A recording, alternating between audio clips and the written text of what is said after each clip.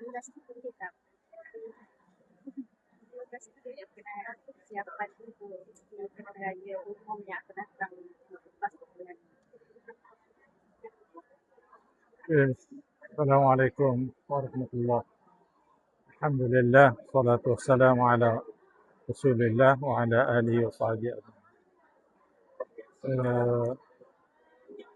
Pada dasar dan pada umumnya, PAS Terengganu bersama-sama dengan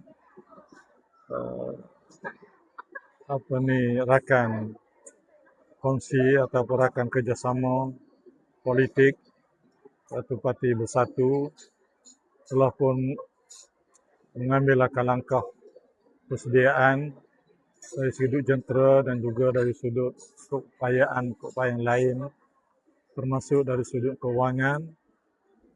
Kita telah pun mengambil langkah yang sebaik-baiknya ataupun yang secukupnya demi untuk melangsungkan kecemerlangan dan juga kemenangan yang kita capai pada dua pilihan raya yang lalu, iaitu pilihan raya yang ke-14 dan yang juga yang ke-15.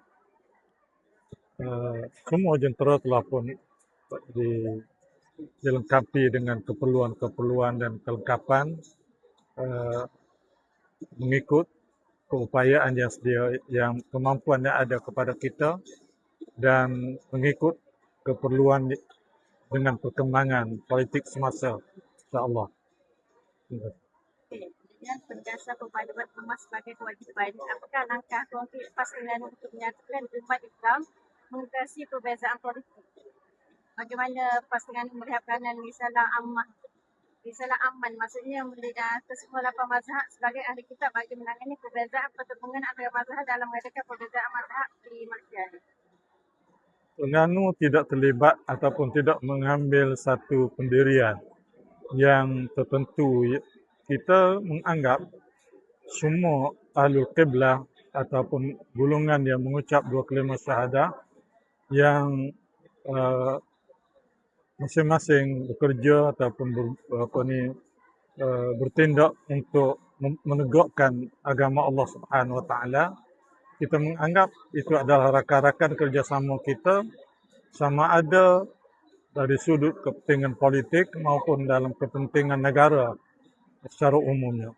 Itu telah pun kita tegaskan bahawa kita mengambil satu sikap ataupun satu pendirian yang kita sebut jauh daripada 10 tahun yang lalu, iaitulah sikap yang kita katakan sebagai budaya politik matang dan sejahtera. Kita terus dengan agenda itu dan terus dengan prinsip itu. Dalam usaha menaikkan integriti Ya, dan kuat sikit dah. dalam